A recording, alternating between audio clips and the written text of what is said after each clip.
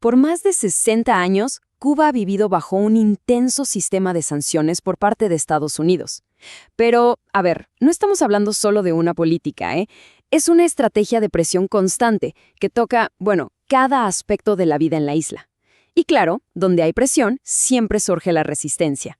Hoy vamos a desentrañar esta compleja historia, vamos a entender qué significa realmente vivir bajo este bloqueo y, sobre todo, cómo se le hace frente. Para que nos hagamos una idea de la escala, empecemos con una cifra que impresiona: 130.000 millones de dólares. Ese es el costo económico estimado que el bloqueo le ha causado a Cuba en 6 décadas.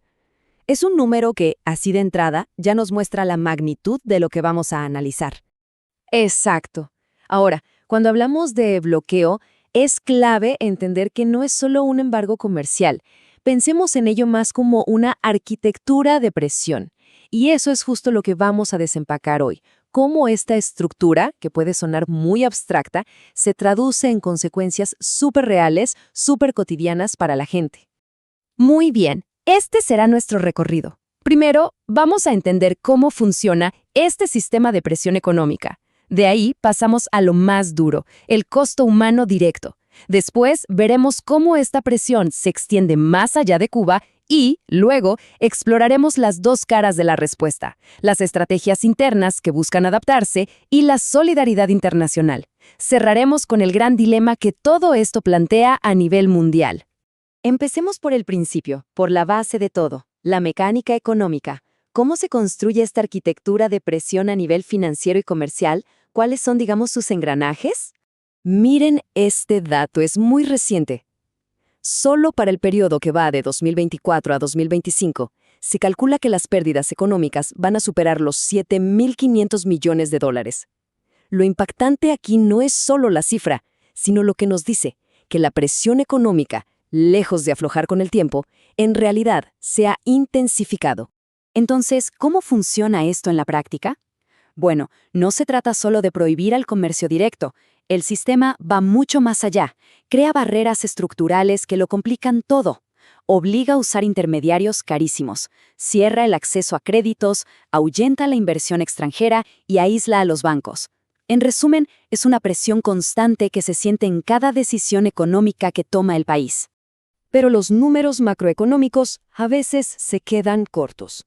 Ahora vamos a lo que de verdad importa, las consecuencias a nivel humano.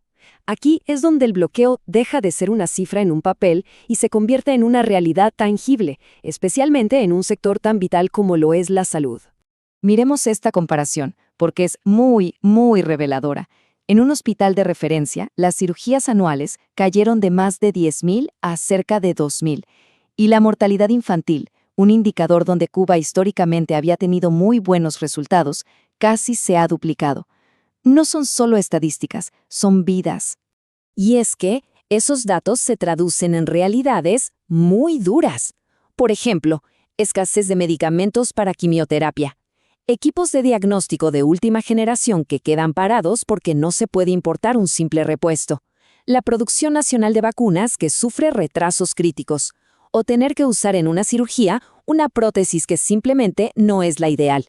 Y esto nos lleva a una de las conclusiones más fuertes de este análisis, que esta frase resume a la perfección. El bloqueo deja de ser una abstracción, se convierte en una condición que afecta la vida y la muerte. Ya no hablamos de política o economía, hablamos de una condición que impacta diagnósticos, tratamientos y, en última instancia, la supervivencia de las personas.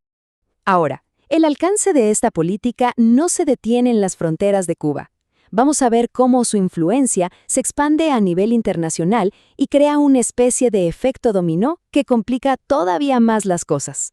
Y aquí entra en juego un concepto clave, el sobrecumplimiento, que significa que el miedo a las sanciones de Estados Unidos es tan grande que muchísimos bancos y empresas internacionales prefieren, por si acaso, no tener ninguna relación con Cuba.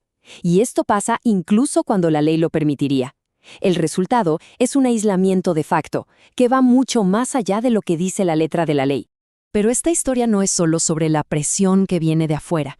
También, y muy importante, es sobre la resistencia que nace desde adentro. Ahora vamos a ver las estrategias que Cuba ha puesto en marcha para adaptarse y responder. buscando siempre algo fundamental, una mayor soberanía. Este gráfico nos muestra una de las mayores vulnerabilidades estructurales de Cuba, una dependencia extrema del combustible fósil importado. En 2020, el 95% de su electricidad venía de ahí, una situación que el bloqueo, obviamente, vuelve críticamente precaria. ¿Y cuál es la respuesta estratégica a esto? Pues un giro decidido hacia las energías renovables.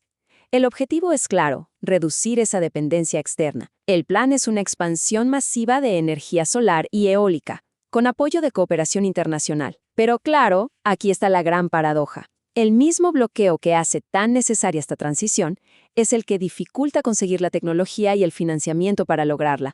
Es una carrera contra sus propias limitaciones. Además de esa adaptación interna, hay otra respuesta clave que viene de afuera, el apoyo internacional. Vamos a ver cómo esta solidaridad funciona como un contrapeso a ese objetivo de aislamiento total que busca el bloqueo.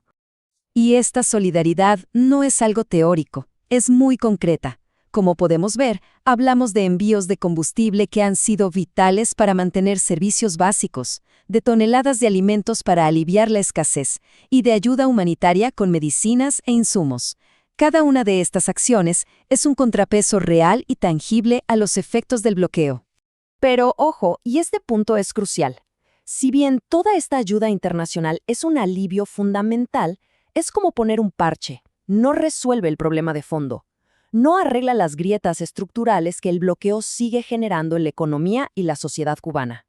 Y con esto llegamos al corazón del dilema, a ese punto donde la presión choca con los principios y donde toda esta situación nos deja con una pregunta fundamental para la reflexión.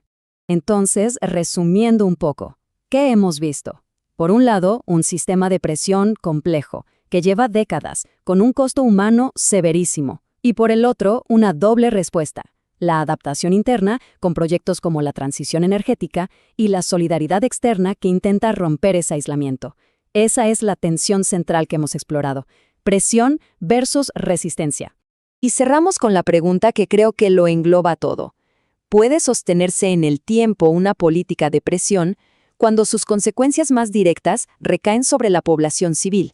Sobre todo cuando esa misma presión genera dinámicas de resistencia y solidaridad que desafían su propia legitimidad.